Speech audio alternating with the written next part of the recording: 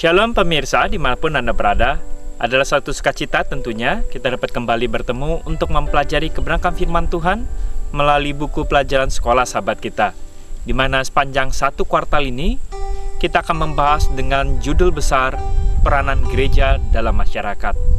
Ini adalah suatu pelajaran yang baik untuk kita mulai gali lebih dalam dengan judul besar pertanyaan, apa peranan gereja di dalam masyarakat? Kalau kita berpikir, mungkin kita sudah menjadi suatu anggota dalam sebuah gereja sekitar 5 tahun, ada mungkin 10 tahun, ada mungkin lebih daripada 15 tahun. Kemudian, pernahkah kita bertanya, apakah orang-orang yang berada di sekitar kita, mereka mengerti peran daripada gereja? Khususnya, mungkin bukan hanya bangunannya, tetapi peran orang-orang yang pergi ke gereja itu, yaitu kita sebagai anggota gereja itu, apakah kita berdampak terhadap masyarakat yang berada di sekitar kita? Atau jangan-jangan mereka tidak mengenal kita atau tidak mengerti apa peranan gereja bagi mereka, khususnya orang-orang yang tinggal di sekitar daerah tersebut. Untuk itulah kita akan menggali untuk sepanjang satu kuartal ini, apa sebenarnya yang Kristus mau ajarkan terhadap peranan gereja di dalam lingkungan masyarakat. Untuk itu, sebelum kita mempelajari pelajaran kita hari ini, undang setiap anggota keluarga kita, dan jangan lupa siapkan juga Alkitab, sehingga kita dapat membaca secara pribadi ayat-ayat yang kita akan bahas dalam pelajaran kita hari ini. Judul hari ini adalah mengenai kejatuhan dan dampaknya. Alkitab tidak mengatakan tentu berapa lama jangka waktu yang ada setelah selesainya penciptaan, kemudian kejatuhan Adam dan Hawa. Beberapa hari, atau beberapa minggu, atau beberapa tahun, tentu kita tidak tahu tepat pasti daripada waktu setelah penciptaan dan kejatuhan Adam dan Hawa. Namun yang dapat kita ketahui dengan pasti adalah bahwa ada sebuah proses kejatuhan oleh orang tua yang pertama kita, karena dia tertipu oleh bujuk rayuan daripada iblis. Dan tentu kita mengerti, setelah proses kejatuhan itu ada konsekuensi yang segera dan nyata. Inilah yang tentu kita pelajari dan kita pasti mengetahuinya. Untuk itulah Alkitab pertama kali mencatat mengenai kejatuhan Adam dan Hawa ketika dia memakan buah pengetahuan yang baik dan jahat itu, dan kesadaran mereka yang segera akan ketelanjangan mereka dalam Kejadian 3 ayat 7. Tentu kita dapat melihat akibat langsung ketika Adam dan Hawa memakan buah pengetahuan yang Tuhan larang untuk makan tersebut. Mereka mengalami ketelanjangan, dan kemudian mereka berusaha untuk menutupi diri mereka daripada hadirat Tuhan. Jubah kemuliaan mereka segera lenyap, dan mereka berusaha menggantikan dengan apa yang mereka mau perbuat untuk menutupi ketelanjangan diri mereka sendiri. Keintiman mereka dengan Tuhan segera terganggu, karena keintiman yang mereka miliki sebelumnya baru saja mereka gantikan dengan keegoisan diri mereka untuk lebih mendengarkan daripada rayuan setan, daripada mendengarkan kehendak Tuhan, dan mereka ingin itu adalah hal yang terbaik, dan ini adalah keegoisan yang pertama, dan itu adalah sebuah kejahatan, dan kita sebut juga itu adalah dosa yang pertama kali. Tetapi Tuhan kemudian berusaha untuk mendidik pasangan pertama ini mengenai konsekuensi-konsekuensi yang dosa ciptakan akibat pilihan yang mereka lakukan tersebut. Dan ini harus menjadi suatu pendidikan untuk kita mengerti akan apa kuasa memilih yang ada di dalam diri kita. Dan kita harus mengerti bahwa yang Tuhan selalu berikan itu adalah pilihan yang terbaik. Tetapi Tuhan tidak bisa memaksakan. Tuhan harus memberikan suatu pelajaran untuk kita dapat belajar dengan bertumbuh untuk memilih, mendengar apa yang terbaik yang Tuhan telah berikan. Dan bapa daripada si penipu, yaitu iblis, dia selalu memberikan suatu pilihan-pilihan yang sepertinya nikmat, tetapi berujung kepada suatu penderitaan ataupun siksaan. Konsekuensi itu dapat kita baca di dalam Kejadian 3 ayat 8 sampai yang 10. Apa konsekuensi yang pertama? Kejadian 3 ayat 8 sampai ayat yang ke-10. Ketika mereka mendengar bunyi langkah Tuhan, yaitu Adam dan Hawa, yang berjalan-jalan dalam taman itu pada waktu hari sejuk, bersembunyilah manusia dan istrinya itu terhadap Tuhan di antara pohon-pohon dalam taman. Tetapi Tuhan memanggil manusia itu dan berfirman kepadanya, "Di manakah engkau?" Ia menjawab, "Ketika aku mendengar bahwa engkau ada dalam taman ini, aku menjadi takut karena aku telanjang, sebab itu aku bersembunyi." Ya. Efek langsung daripada dosa, atau jikalau kita melakukan dosa, karena ini adalah suatu konsekuensi yang kita rasakan juga sampai saat ini, biasanya kita adalah segera berusaha menyembunyikan dosa yang kita lakukan tersebut. Ya, kita lari daripada Tuhan. Kita bukan yang mau mengakui, tapi kita bersembunyi daripada Tuhan. Jadi, kalau kita melakukan dosa, yang pertama kita juga berusaha menutupi dosa itu. Kita bersembunyi, kita berusaha menutupi dosa tersebut.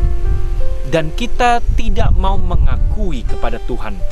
Tapi Tuhan itu baik, panjang sabar, dan setia. Dia yang berusaha mencari kita. Ya, Dia berusaha untuk pergi menemukan kita. Dan di sini seharusnya kita mengakui akan setiap pelanggaran dan kesalahan-kesalahan kita. Kemudian kita lihat apa konsekuensi yang berikutnya setelah orang tua pertama kita melakukan dosa.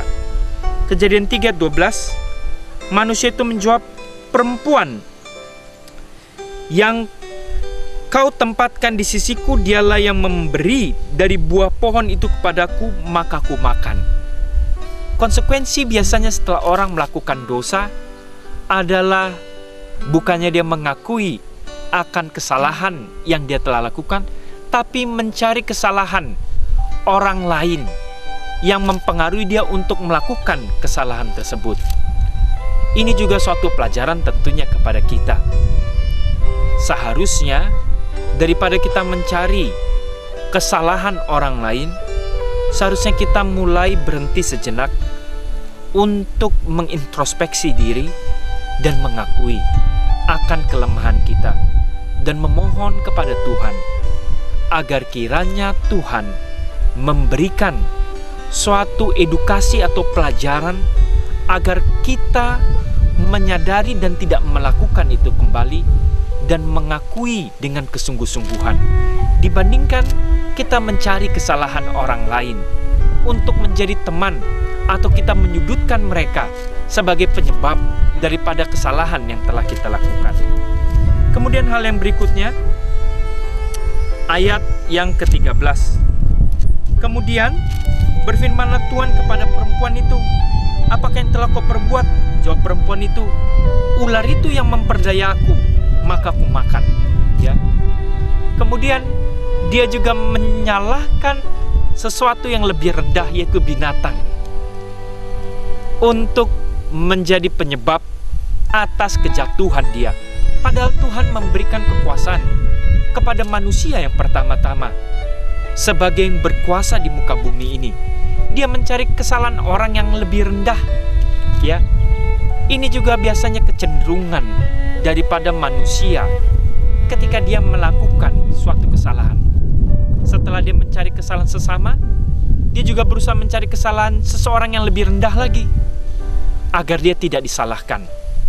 Dan ini juga menjadi suatu pelajaran ketika kita melihat orang tua yang pertama kita jatuh ke dalam dosa, dan kita pun akhirnya menjadi terjadi adanya suatu jarak pemisah terhadap manusia dengan binatang tersebut. Dan binatang menjadi bermusuhan dengan manusia, yang pada mulanya mereka tidak bermusuhan. Kemudian konsekuensi yang berikutnya adalah ayat ke-16. Di ayat yang ke-16 di sini dikatakan, firman-Nya kepada perempuan itu, susah payahmu waktu mengandung akan kubuat sangat banyak.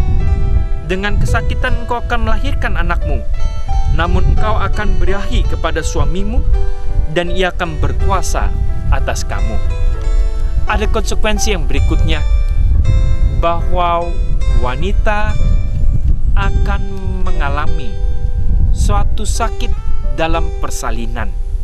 Ini adalah suatu konsekuensi yang dia harus pikul ketika mereka harus menjalani suatu kehidupan berikutnya. Dan pria juga menanggung suatu konsekuensi. Ayat 17 sampai 19. Lalu firman-Nya kepada manusia itu, karena engkau mendengarkan perkataan istrimu dan memakan dari buah pohon yang telah kuperintahkan kepadamu jangan makan daripadanya, maka terkutuklah tanah karena engkau.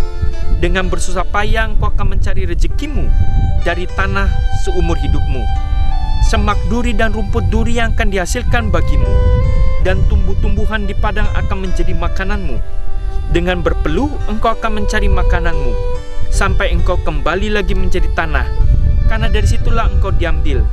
Sebab engkau debu, dan engkau akan kembali menjadi debu.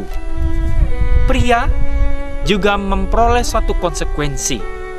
Dia akan bekerja keras untuk mengolah tanah. Dan tanah ini yang tadinya tidak ada duri, selalu subur. Akibat dosa ada konsekuensinya juga. Seluruh alam semesta ini mengalami sebuah kerusakan.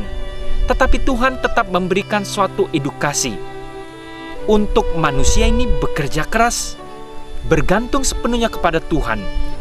Di tengah keadaan dosa ini, Tuhan tetap memberikan berkat. Wanita tetap juga akan memperoleh suatu berkat dari jerih lelah kesakitan dia. Dia dapat merasakan suatu hasil daripada berkat Tuhan untuk membesarkan anak mereka, untuk memperoleh pelajaran sabar dan kasih kepada anak-anaknya, sebagaimana Tuhan sabar dan kasih kepada setiap manusia yang berdosa ini. Ini adalah suatu pelajaran-pelajaran yang baik tentunya. Tidak ada lagi keraguan. Kejatuhan itu nyata. Kejatuhan itu sangat sulit. Dan kejatuhan itu sangat berat bagi manusia. Kisah sejarah manusia yang panjang dan menyedihkan sampai ke peristiwa hari ini mengungkapkan suatu konsekuensi tragis daripada dosa. Tetapi kita tidak perlu khawatir, karena Tuhan segera memberikan suatu jalan keluar yang terbaik, walaupun kita harus menanggung konsekuensi-konsekuensi tersebut. Kita perlu bersyukur kepada Tuhan untuk janji bahwa suatu hari nanti tragedi dosa ini akan berakhir dan diselesaikan, dan tidak akan pernah lagi kita akan mengulangi, karena kita telah belajar dalam suatu pelajaran yang panjang ini mengenai konsekuensi daripada dosa. Dan bukan hanya kita, seluruh jagat raya yang tidak jatuh ke dalam dosa juga mempelajari mengenai konsekuensi daripada pelanggaran akan hukum Tuhan. Ini adalah suatu pelajaran yang penting untuk kita mengerti. Dari manakah kita dapat menyelesaikan suatu pelajaran-pelajaran daripada konsekuensi dosa itu hari demi hari di dalam kehidupan kita? Dan untuk ini juga seharusnya setiap umat-umat Kristen, kalau mereka mengerti akan konsekuensi dosa ini, mereka juga dapat berdampak terhadap masyarakat untuk memberikan suatu peran penting dalam kehidupan di antara sesama masyarakat. Dan biarkanlah kiranya pelajaran hari ini menjadi suatu pelajaran untuk kita mengerti akan kejatuhan dan dampak konsekuensi daripada dosa itu, untuk menjadi suatu pelajaran dalam kehidupan kita, dalam rumah tangga kita, dan dalam masyarakat. Kiranya Tuhan memberkati.